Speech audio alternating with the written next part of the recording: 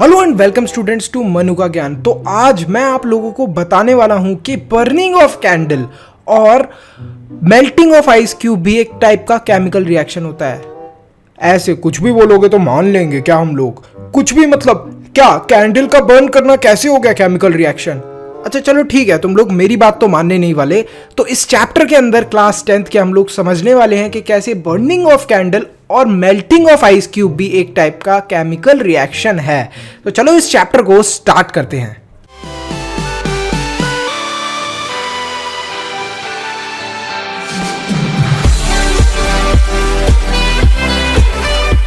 तो स्टूडेंट्स, इस चैप्टर को स्टार्ट करने से पहले हम लोग एक छोटी सी चीज रिकॉल कर लेते हैं जो हम लोगों ने क्लास 9th के अंदर पढ़ी थी।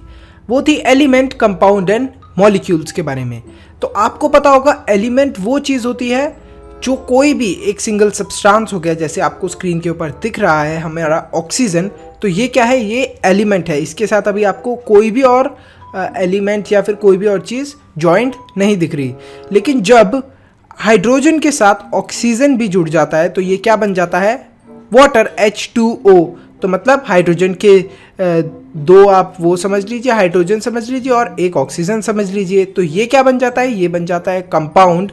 और जब ऐसे बहुत सारे आप देखेंगे इनके मॉलिक्यूल्स, जब इनको बहुत सारे आप देखेंगे इनके बॉन्ड हो रखे वाले चेन टाइप जो बन रखी है, इसको हम लोग बोल देते हैं मॉलिक्यूल्स ऑफ H2O। सिंपल, यहीं पर ये चीज़ खत्म होती है। What is chemical reaction? आखिर केमिकल रिएक्शन होती क्या चीज़ है? तो इस चैप्टर 1 के अंदर हम लोग यही पढ़ने वाले हैं क्लास 10th के। जो केमिकल रिएक्शन होता है वो होता है process of interaction of chemical to form new substance. The process of interaction of chemicals to form new substance. मतलब जैसे आपने ये समझ लिया, जैसे हमारा हाइड्रोजन है, हाइड्रोजन ने क्या करा? ऑक्सीजन के साथ इंटरेक्ट करा तो क्या चीज़ फॉर्म हुई? हमारा वाटर। तो अब जब हम इस चीज़ को रिप्रेजेंट करते हैं या फिर लिखते हैं तो देखिए हाइड्रोजन की भी पूरी स्पेलिंग लिखनी पड़ रही है, ऑक्सीजन की भी लिखनी पड़ रही है। और एक चीज़ अगर आप नोटिस करोगे तो मिसिंग है। ऑक्सीजन यहाँ पर ये नहीं लिखा कि कितनी क्वांटिटी में या फिर हाइड्रोजन कितनी क्वांटिटी में है, जबकि हमें पता है कि हाइड्रोजन 2 होता है, 2 हाइड्रोजन होता है और 1 ऑक्सीजन होता है। तो यहाँ पर आपको ये चीज़ समझने वाली थी, ये यहाँ पर हमें समझ में नहीं आती अगर हम इस टाइप से रिप्रेजेंट करते हैं। थोड़ा काइंड डिफिकल्ट और लेंथी भी होता है ये। तो अब समझ लेते हैं कि मैथमेटिकल फार्मूला क्या होता है। So we came up with a mathematical formula. हम लोग एक मैथमेटिकल फार्मूला के साथ आए जिसको हम लोगों ने क्या बोला? Chemical equation for shortcut and better understanding. इसको क्यों हम लोग लेकर आए यूज में और क्यों इसका यूजेज करा? ये वाली से बेटर हमने इसको क्यों समझा? क्योंकि ये क्या था? थोड़ा शॉर्टकट के अंदर और बेटर अंडरस्टैंडिंग थी। Pretty short also gives us info about molecules. हमें मॉलिक्यूल्स के बारे में इंफॉर्मेशन भी पूरी इससे मिल रही थी। जैसे यहाँ पर हमने H2O का देखा तो H ट्वाइस है, O ट्वाइस है, तो क्या बन गया? H2O। अभी समझोगे ये भी कैसे हुआ, क्या हुआ? कार्बन है प्लस O2 तो क्या बन गया हमारा? CO2, carbon dioxide. अब इसके अंदर हमें प्रॉपर्ली समझ में आ रहा है, बहुत छोटा छोटा लिख रहे हैं और सब अच्छे से समझ में भी आ रहा है। तो how do we represent chemical equations? हम लोग केमिकल इक्वेशंस जो होती है उनको रिप्रेजेंट किस तरीके से करते हैं? जैसा आप लोगों को समझ में आ रहा होगा, LHS और RHS। अगर मैथ्स में थोड़े भी अच्छे हो तो इतना तो पता ही होगा, LHS और RHS। तो यहाँ पर भी यही है। जो लेफ्ट हैंड साइड चीजें होती हैं, जो LHS की साइड होती हैं, वो क्या होते हैं? वो रिएक्टेंट्स। मतलब क्या? ऐसे समझ लो कि अगर आप कोई खाने की चीज बना रहे हो या खाने की कोई डिश बना रहे हो, उसके अंदर जो डलने वाले मिर्च मसाले हैं वो आप समझ लो हमारे रिएक्टेंट्स, जो कि कहां पर होंगे? LHS, लेफ्ट हैंड साइड पे। और जब हमारी वो खाने की चीज रेडी हो जाएगी, जैसे हम लोगों ने मान लो आटे को रेडी करा, तो आटे को रेडी करने के लिए क्या क्या चीजें चाहिए होती है? हमें आटा चाहिए होता है, वाटर चाहिए होता है। फिर हम जब उसको प्रिपेयर करते हैं, डो को प्रिपेयर करते हैं आटे को, तो आटा फिर हमारा बन जाता है। तो ऐसे ही समझ लीजिए, एक पार्ट को आप आटा समझ लीजिए थे, इसको वाटर समझ लीजिए। तो जब आप उन दोनों को अच्छे से मिक्स कर लेते हैं तो क्या बन जाता है आपका फाइनल प्रोडक्ट, जो हमारा क्या होता है? डो या फिर आटा बन जाता है हमारा, जिससे हम लोग रोटी वगैरह बना सकते हैं। तो इसी तरीके से जो रिएक्टेंट्स होते हैं, जब ये दो रिएक्टेंट्स रिएक्ट करते हैं, जुड़ते हैं, तब हमें क्या देखने को मिलता है? Final product. तो आपको समझ में आ जाएगा कि जो राइट हैंड साइड की चीजें होती है उनको हम लोग फाइनल प्रोडक्ट बोलते हैं। ये एरो भी कुछ ना कुछ तो सिंबलाइज करता है, तो अभी हम लोग समझते हैं कि ये एरो क्या सिंबलाइज करता है और ये क्या क्या चीजें बता सकता है। How do we represent in which condition reaction is occurring. अब किस कंडीशन के अंदर रिएक्शन अकर कर रहा है पता चल ही जाएगा आपको कि ये एरो अगर इस साइड को पॉइंट कर रहा है तो मतलब इस साइड को हो रहा है। और हमें ये भी पता चल गया कि LHS मतलब लेफ्ट हैंड साइड पे हम लोग बेसिकली ये देखते हैं कि रिएक्टेंट्स होते हैं, और RHS साइड पे देखते हैं तो जो हमारा प्रोडक्ट होता है वो हमें मिल जाता है। तो यहां पर देख लेते हैं, देयर में be various condition in which a reaction might occur. देखो रिएक्शन बहुत सारी कंडीशंस के अंदर हो सकता है।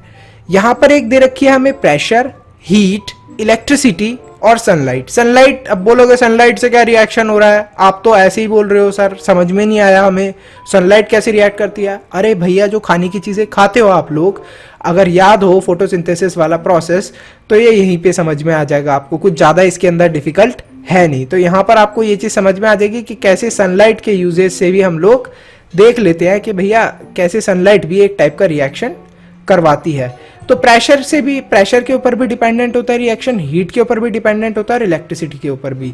जैसा यहाँ पर मैंने एक आपको एग्जांपल बना के दिखाया है, देखो यहाँ पर सिंपल एग्जांपल ये है कि ये X मेरे पास कोई रिएक्टेंट था और उसके साथ था Y रिएक्टेंट, मतलब ये दो चीजें थी मेरे पास। इनके ऊपर जैसे ही सनलाइट पड़ी, एग्जाम्पल इनके ऊपर जैसे ही सनलाइट पड़ी, यहाँ पर एरो के ऊपर मैंने दिखाया है कि सनलाइट है, अगर मान लो इसके ऊपर प्रेशर पड़ा होता तो मैं क्या लिखता, प्रेशर, और कितना प्रेशर था वो भी मैं लिख देता। हीट पड़ी होती, हीट की वजह से रिएक्शन हुआ होता तो मैं ऊपर क्या रिप्रेजेंट करता, हीट को। इलेक्ट्रिसिटी की वजह से हुआ होता तो यहां पर क्या लिख देता, इलेक्ट्रिसिटी। तो ये सारी चीजें हम लोग मेंशन कर सकते हैं। अब हमारा फाइनल प्रोडक्ट पे आ जाते हैं। फाइनल प्रोडक्ट हमारा मिल गया हमें। अब मान लो फाइनल प्रोडक्ट जो हमें मिला है वो गैस की कंडीशन में मिला है, सॉलिड की कंडीशन में मिला है, लिक्विड की कंडीशन में मिला है। ये कैसे आप लोग शो कर सकते हो, ये कैसे शो कर सकते हो, ऊपर की तरफ एरो कर दिया तो मतलब भैया हवा में चले गया, और अगर नीचे की तरफ एरो कर दिया तो उसकी स्टेट चेंज हो गई, या तो वाटर के अंदर चले गया, सॉलिड के अंदर चेंज हो गया, सिंपल। और इसके अंदर कोई बहुत बड़ी महाभारत तो है नहीं, आप लोग 2 मिनट में समझ गए होगे, बहुत स्मार्ट बच्चे हो। चलो नेक्स्ट वाला टॉपिक हम लोग एक बारी देख लेते हैं। नेक्स्ट अब इसी के ऊपर हम लोग ये देख रहे हैं कि जब हम लोगों ने ये तो रिप्रेजेंट कर दिया, अब आपको मान लो कोई बोल दे कि ऐसा करो बेटा, आप प्रॉपरली मेंशन करो कि जो भी हमारा फाइनल प्रोडक्ट है वो किस कंडीशन के अंदर है। तो एक और तरीका है, ब्रैकेट बनाकर S लिख दें, मतलब सॉलिड कंडीशन में है, L लिख दें मतलब लिक्विड कंडीशन में है, और AQ लिख दें मतलब एक्वस कंडीशन में है।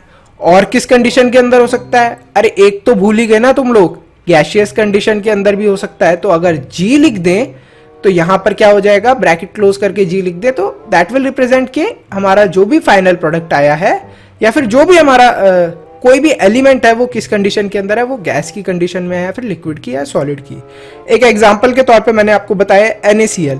NaCl क्या होता है, NaCl होता है आपका नमक। नमक किस कंडीशन में होता है, सॉलिड, ठीक है। और वाटर किस कंडीशन में होता है, अरे इतना तो पता ही होगा, पीते हो रोज, लिक्विड कंडीशन में। और जब इन दोनों को हमने क्या करा, मिक्स कर लिया, मिक्स करा तो हमें क्या मिल गया, Na+Cl। अब यहां पर Na+Cl जो है हमारा क्या हुआ, वाटर के साथ रिएक्ट करना उसने स्टार्ट कर दिया, तो ये दोनों किस कंडीशन के अंदर आ जाते हैं, ये आ जाते हैं एक्वस। एक्वस क्या चीज होती है आप पूछोगे, तुमने 9th क्लास में भी सुना होगा लेकिन समझ में ही नहीं आया होगा, तो समझ लो एक्वस क्या चीज होती है। एक्वस होता है solution in which solvent is water. तो सॉल्यूशन जिसके अंदर जो सॉल्वेंट है, सॉल्यूट और सॉल्वेंट तो याद होगा, सॉल्वेंट जो होता है वो क्या होता है, वाटर होता है। इस वजह से उन वाली चीजों को हम लोग क्या बोल देते हैं, एक्वस बोल देते हैं। How many type of chemical reactions are there, अब कितने टाइप के केमिकल रिएक्शन हैं ये भी समझ लेते हैं। आई होप यहां तक अच्छे से क्लियरली आपको समझ में आया होगा। तो 4 टाइप के मेनली केमिकल रिएक्शन होते हैं, जिनके बारे में हमें क्लास 10th के अंदर डिटेल में पढ़ना है। और देखो यार 2 मिनट में समझा दूंगा मैं फटाफट, देरी का काम नहीं करता मैं। कॉम्बिनेशन रिएक्शन वो वाले रिएक्शन होते हैं जिनके अंदर सिंगल प्रोडक्ट फॉर्म होता है 2 या फिर उससे ज्यादा रिएक्टेंट के मिलने से। जैसे क्या, कार्बन मिला और ऑक्सीजन मिली तो क्या बन गया हमारा CO2। अगर सिंपल भाषा में बोलूं तो A plus B is equals to A B, simple. तो इन वाले रिएक्शंस को क्या बोल दिया हम लोगों ने, कॉम्बिनेशन रिएक्शन। डिकम्पोजिशन वाले रिएक्शन कौन से हो जाते हैं देख लेते हैं। Decomposition, a single reactant decomposes to form 2 और मोर प्रोडक्ट। एक सिंगल रिएक्टेंट क्या होता है, डिकम्पोज होता है और क्या बनाता है, 2 या फिर उससे ज्यादा प्रोडक्ट्स। मतलब क्या, जैसे AB 2NaCl जो हमने लिया था, अभी बैलेंस करा है, इसको बैलेंस करना भी सिखाऊंगा मैं आगे। पहले हम जो थोड़ा मेन थ्योरी वाला पार्ट है उसको कवर करके फिर फटाफट बैलेंस 2 मिनट में तुम लोगों को समझ में आ जाएगा।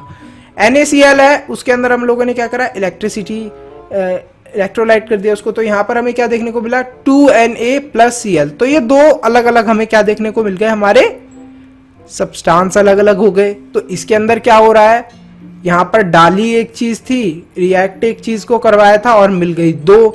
तो यहाँ पर क्या हुआ है, सिंगल रिएक्टेंट था लेकिन प्रोडक्ट कितने मिले हमें, 2। और अगर किसी और केस में देखेंगे तो 2 से ज्यादा भी प्रोडक्ट मिल जाएंगे। तो किन केसेस में 2 से ज्यादा प्रोडक्ट मिलते हैं, फटाफट सर्च करके कमेंट सेक्शन में बताओ। नेक्स्ट पार्ट डिस्क्रिप्शन के अंदर अवेलेबल है students. Make sure to like, subscribe and share. Thanks for watching.